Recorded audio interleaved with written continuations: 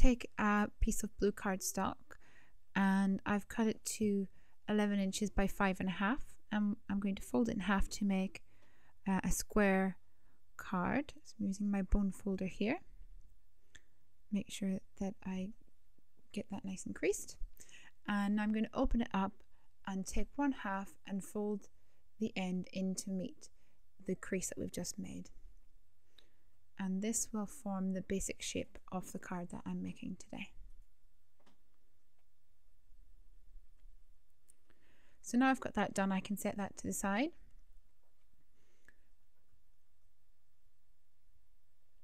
So next I'm going to take a scratch piece of paper and I'm going to take a pencil and draw a very basic cloud shape. There we go.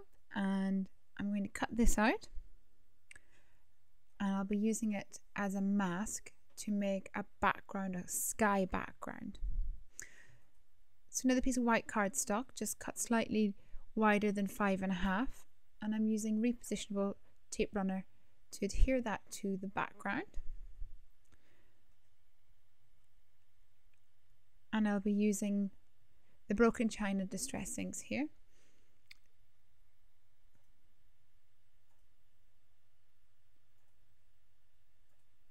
So very lightly, just a little bit of the blue colour, rub that over the mask. I'm going to reuse this mask. I'm peeling it off and placing it somewhere else on my page. And I've done that a couple of times, as you can see here. So now that that bit's done, I'm going to set that to the side for just now. And the next bit I'm going to do is make a wash to make the waves.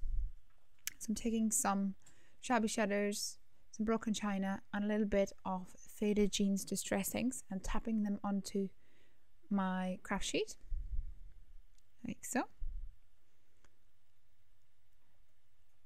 And taking some ordinary water, squirting it on the sheet to make little puddles of inky water.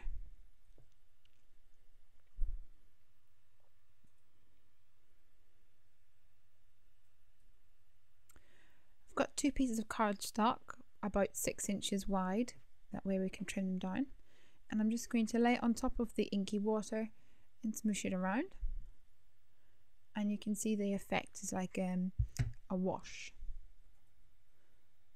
You can do that a number of times to build up the colour. The second sheet, and then I'm going to dry them a little bit. I'm just going to lay them in and pick up the rest of that ink, and as I do that the second time, it gives more of a splattered effect onto the paper. You'll see now. There we go. And once again with my heat tool, I'm going to dry that off. So before we start the next step, I want to make sure that the card is really dry, and I'm going to stamp this Hero Art swirl stamp, and I'm going to be using some Perfect Pearls. Comes with a big brush, a little brush, the Perfect Medium stamp pad, and I'm going to be using the blue powder today. So we'll ink up the stamp using the Perfect Medium.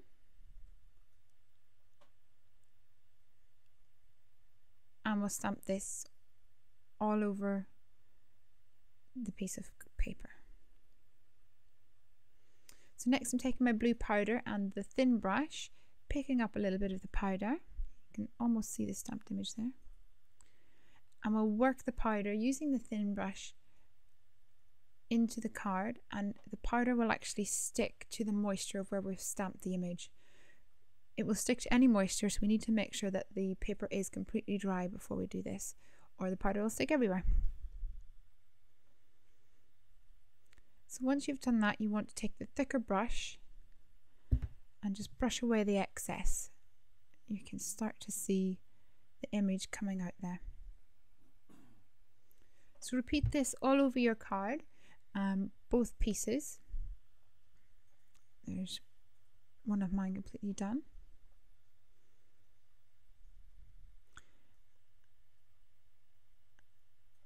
And next we're going to make the wave shape. I'm using a small circle punch by Stampin' Up. I'm going to punch circles all the way along the long edge of the paper, lining up the circle with the edge of the punch as I go along.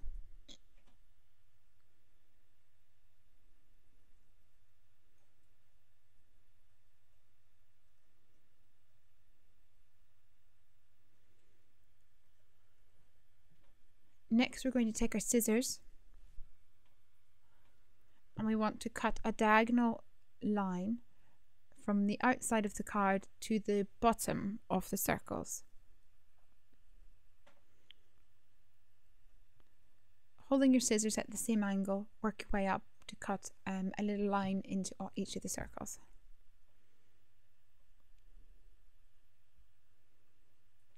Like that.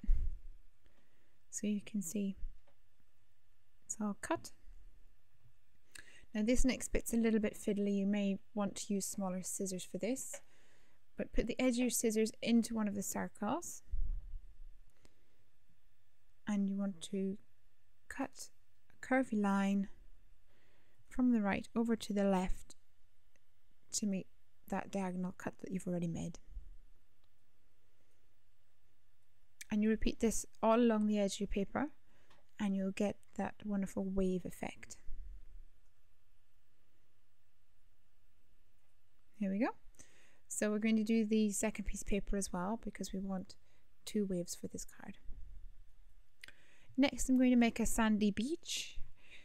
So some white cardstock, just about 6 inches, I'll cut it down later, and some mustard seed distress inks, just to bring some yellow onto that card.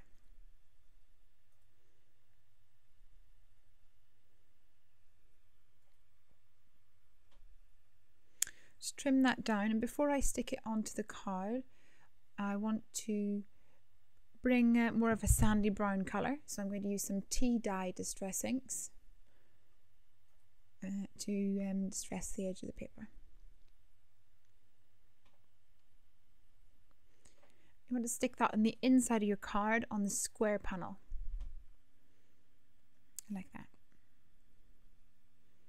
So next we're ready to assemble the rest of the card. So take the sky piece of card that we did with the mask and the clouds, and we'll trim it to size, and we're going to stick it on the bottom section of the front of the card.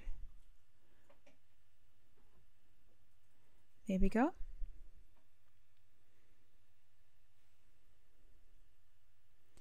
And now we're ready for our waves.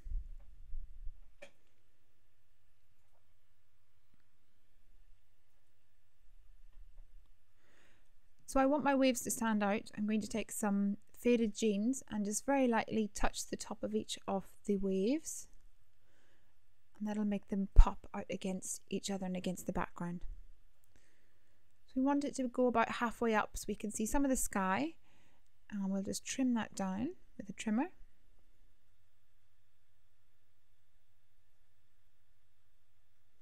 And I'm using some double-sided foam tape to create some dimension as I stick it on the bottom of the card. You want to make sure that it's flush with the very, very edge of the blue card. Here we go. Now repeat with the other piece, but we want to make sure that it's not quite as tall as the first piece because we want them, want to see both of them. There we go. So there we have it. That's the basis of the card. You can see that's the way we're going to make it stand up. But next we need a little boat. I'm using these card toppers by Habico. There's a nice little yacht in here, so let's use this. Here we go. I'm going to cut away one of my waves so that my yacht can go just here. There we go. So if you've creased that that top fold really well, it should stand up perfectly fine. But if you want, you can add a little embellishment to the bottom. I've got a little shell here. I could stick that down with some glossy accents about here on the card. There you go. Thanks for watching.